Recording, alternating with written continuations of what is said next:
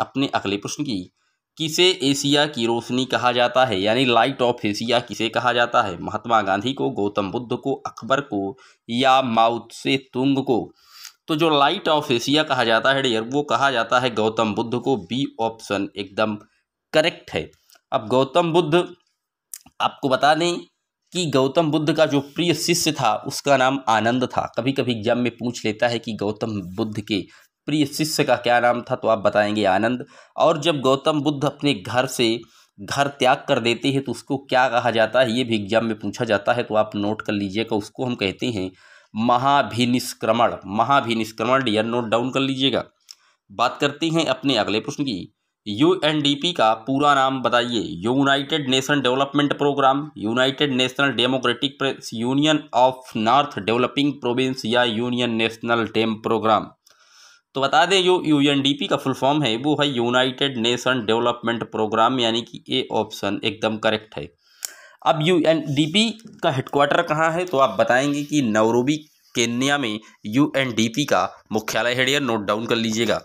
बात करते हैं अपने अगले प्रश्न की, सार्वजनिक स्थानों पर रोक कब से लगा दी गई? मतलब सार्वजनिक स्थान पर कोई भी आवारा व्यक्ति या ऐसे साधारण व्यक्ति नहीं जा सकते हैं, और इसमें जो है रोक कब से लगाई गई है, तो ये लगा दी गई है 2 अक्टूबर 2008 से। और 2 अक्टूबर को क्या पड़ता है, आपको पता है कि 2 अक्टूबर को गांधी जयंती है, गांधी जी का एक पावन पर्व होता है डियर, तो उन्हीं के जन्मदिन के शुभ अवसर पर इसकी शुरुआत की गई थी, नोट डाउन कर लीजिएगा। बात करते हैं अपने अगले प्रश्न की, कर्नाटक का कौन सा स्थान जैन की काशी के नाम से प्रसिद्ध है? मुदुबियर, गुलबर्ग, द्रावणगेरे या अंकोला? तो कर्नाटक का वो स्थान है मुदुबियर, जिसे हम जैन की काशी के नाम से जानते हैं डियर। ए ऑप्शन एकदम करेक्ट है डियर। बात करते हैं अपने अगले प्रश्न की, बांग्लादेश का सर्जन कब हुआ, यानी बांग्लादेश का निर्माण कब हुआ, ये पूछ रहा है। 14 दिसंबर 1970 को, 16 दिसंबर 1971 को, 6 दिसंबर 1973 में या 1 दिसंबर 1972 में? तो बता दें जो बांग्लादेश का सृजन हुआ है डियर, वो 16 दिसंबर 1971 में हुआ है। और बांग्लादेश के संस्थापक कौन माने जाते हैं, तो आप बताएंगे शेख मुजीबुर रहमान, नोट डाउन कर लीजिएगा। बात करते हैं अपने अगले प्रश्न की, इंडियन इंस्टीट्यूट ऑफ साइंस कहाँ स्थित है? नई दिल्ली, मद्रास, बेंगलुरु या खड़गपुर? तो इंडियन इंस्टीट्यूट ऑफ साइंस ये कर्नाटक की राजधानी बेंगलुरु में स्थित है डियर। डी ऑप्शन एकदम करेक्ट है। इसी बेंगलुरु में हमारे इसरो का भी हेडक्वार्टर है, इंडियन स्पेस रिसर्च ऑर्गेनाइजेशन, जिसके वर्तमान में चेयरपर्सन के सिवान हैं। और के सिवान को अभी हाल ही में कौन से पुरस्कार से नवाजा गया है, आप कमेंट बॉक्स में लिखिएगा डियर।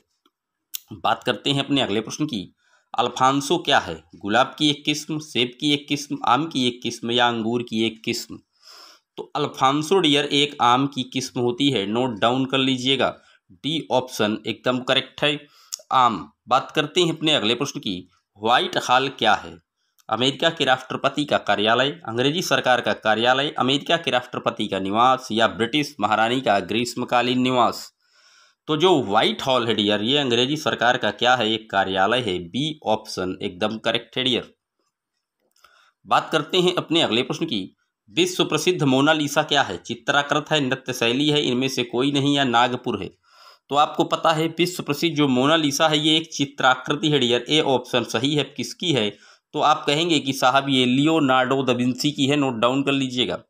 बात करते हैं अपने अगले प्रश्न की, कौन सा नगर संतरे के लिए प्रसिद्ध है? रत्नागिरी, दार्जिलिंग, लखनऊ या नागपुर? तो संतरे का जो शहर है डियर वो नागपुर है। सी ऑप्शन एकदम सही है। ये जो दार्जिलिंग आप देख रहे हैं, यहाँ पर चाय का उत्पादन सबसे अग्रणी होता है डियर।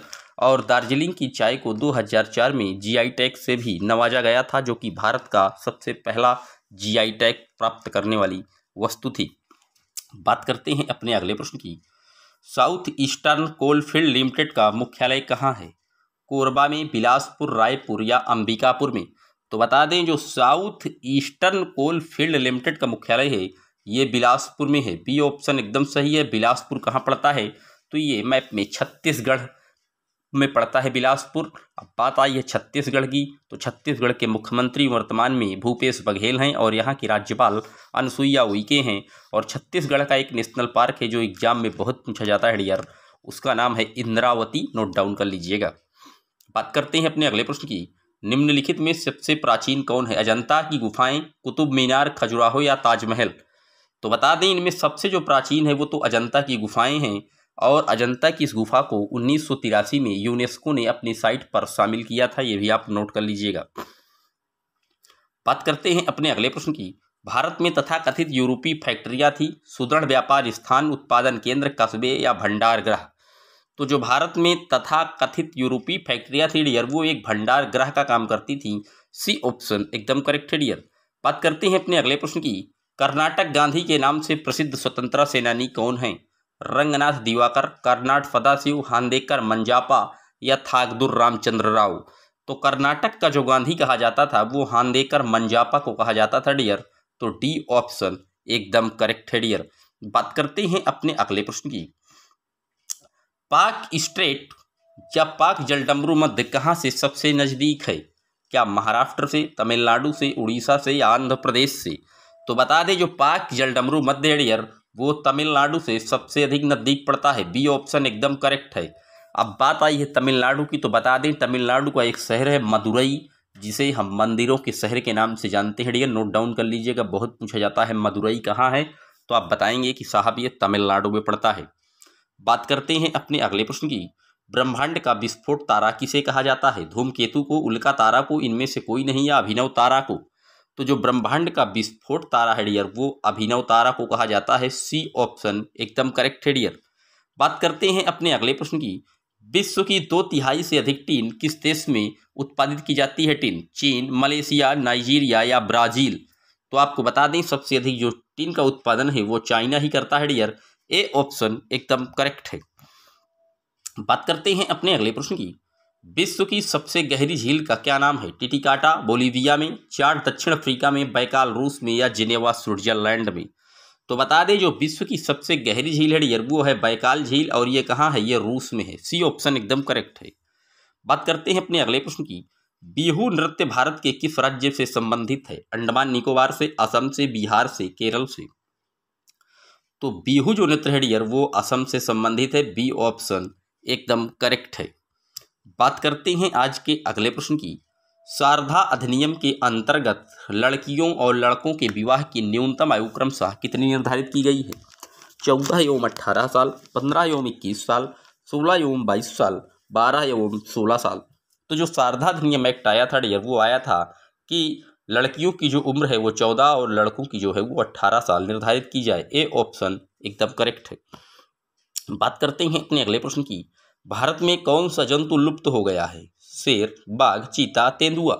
तो भारत में जो जंतु लुप्त के कगार पर है वो तेंदुआ है डियर, डी ऑप्शन एकदम करेक्ट है। बात करते हैं अपने अगले प्रश्न की। शाहनामा की रचना किसने की थी? शेख सादी ने, फिरदौसी ने, उमर खय्यम ने या कौंडिल्य ने? तो बता दें जो शाहनामा है डियर ये फिरदौसी की एक महत्वपूर्ण रचना है, बी ऑप्शन एकदम करेक्ट है। शाहनामा बहुत बार पूछी गई है एग्जाम में डियर, तो वीडियो को बिल्कुल शिद्दत से समझते हुए चलिए, वीडियो बहुत इंपॉर्टेंट है आपके आगे आने वाले एग्जाम के लिए, नोट डाउन करते रहिएगा। बात करते हैं अपने अगले प्रश्न की। निम्नलिखित में से भारत का प्रथम समाचार पत्र कौन सा था? The Tribune, Times of India, Bengal gazette या दी यंग इंडिया? तो बता दें जो भारत का प्रथम समाचार पत्र था डियर वो था बंगाल गजट, सी ऑप्शन एकदम करेक्ट है डियर। बात करते हैं अपने अगले प्रश्न की। बृहदेश्वर मंदिर कहाँ स्थित है? तंजौर में, उड़ीसा में, दक्कन में, कालीकट में? तो जो बृहदेश्वर का मंदिर है डियर ये तंजौर में स्थित है, ए ऑप्शन एकदम सही है। तंजौर कहाँ पड़ता है? तो ये तमिलनाडु में पड़ता है। और ये बृहदेश्वर का मंदिर किसने बनवाया था? तो आप बताएंगे कि राज प्रथम ने इस बृहदेश्वर के मंदिर को बनवाया था, जो कि तंजौर में है, और ये भगवान भोलेनाथ का एक विशाल मंदिर है डियर, नोट डाउन कर लीजिएगा। बात करते हैं अपने अगले प्रश्न की। नागरिक सुरक्षा संगठन की स्थापना किस वर्ष की गई थी? 1960 में, 62 में, 61 में या 63 में? तो बता दें जो नागरिक सुरक्षा संगठन की स्थापना है डियर वो 1962 में की गई थी, बी ऑप्शन एकदम करेक्ट है डियर। बात करते हैं आज के अगले और अंतिम प्रश्न की। बाल कल्याण से संबंधित अंतर्राष्ट्रीय संस्था कौन सी है? ILO, WHO, FAO या यूनिसेफ? तो आपको पता है जो बाल कल्याण से संबंधित है, बच्चों के लिए कार्य करती है, वो यूनिसेफ ही है डियर, सी ऑप्शन एकदम करेक्ट है। ये थे टॉप 13 महत्वपूर्ण प्रश्न जो कि आगे आने वाला PET एग्जाम हो 20 अगस्त को, या सुपर टेट हो या कोई भी ऐसा वनडे एग्जाम हो जो कम्पिटिटिव से रिलेटेड करता हो, कंपटीशन से रिलेट करता हो, तो ये वीडियो सिर्फ और सिर्फ उसी एग्जाम के लिए है डियर। तो वीडियो को बिल्कुल शिद्दत से देखें, अंत तक देखें। अगर वीडियो आपको अच्छे लग रहे हैं, आपको मेरे समझाने का तरीका अच्छा बिल्कुल पसंद आ रहा है, तो चैनल को एक बार दमदारी के साथ सब्सक्राइब करें और वीडियो को लाइक और शेयर करना ना भूलें।